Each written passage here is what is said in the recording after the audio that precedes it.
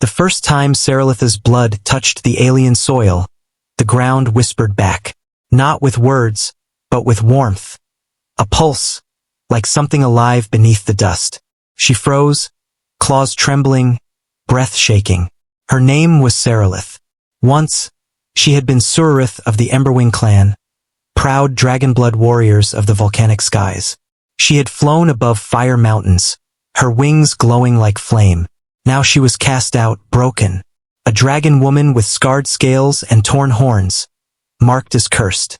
Her crime had been mercy. When her clan ordered her to burn a human village during the war, she refused. The elders called her weak.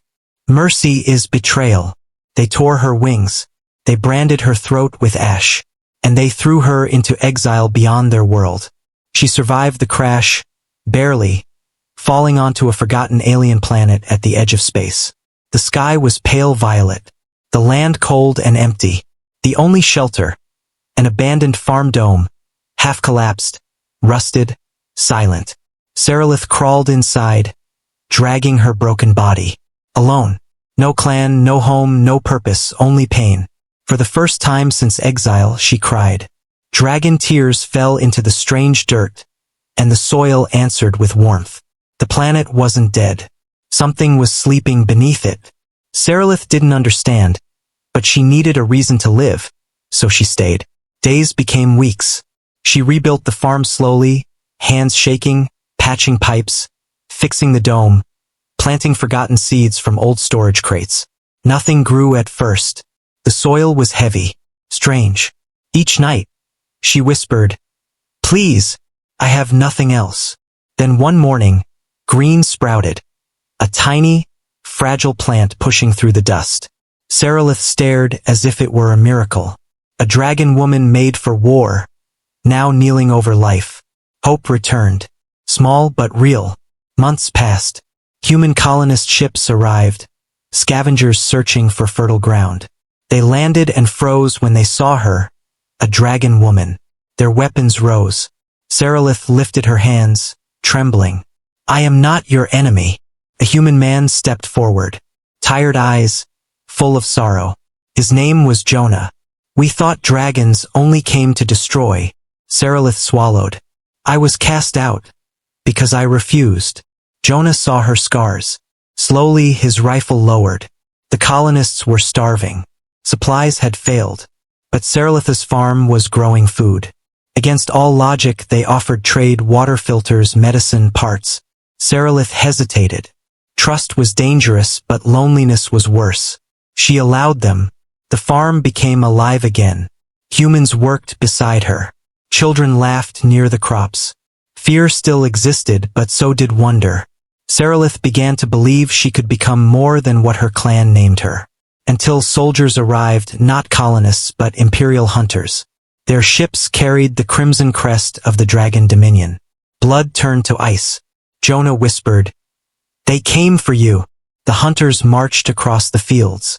Their captain, Vake, smiled when he saw her. "Well, the cursed one became a farmer." Sarelith's voice shook. "Leave this place." Vake laughed. "You belong to the clan or you die." Jonah stepped forward. "She's under our protection." Vake's eyes sharpened. "A human protecting dragon filth?" He waved his soldiers forward. "Burn the crops. Take her." Panic erupted. Children screamed. Sarelith's heart broke as flames swallowed the plants she had grown with hope. Everything she had built turned to ash. Vake suddenly knelt, scooping soil. His smile vanished. The dirt shimmered faintly, blue and green, alive. Sarelith froze. She had felt it for months. Vake stood slowly. "This isn't ordinary land." Jonah whispered, "What is it?" Vake's voice turned cold. "It's a heart seed." Sarelith's breath stopped. An ancient dragon artifact, the last core of the first dragon. A buried power capable of birthing dragons that could reshape worlds. Her clan had searched centuries for it, and she found it by accident.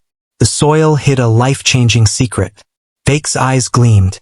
"The clan will rise again with this." He grabbed Sarelith harshly. "You will surrender it and be forgiven." Sarelith trembled. I didn't know." Vake snarled. Liar! He raised his rifle.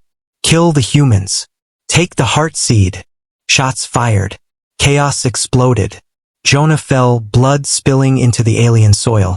Sarelith dropped beside him. You gave us food. Gave us hope. He coughed weakly. Tears spilled from her eyes again, shaking, falling into the dirt. The ground pulsed stronger.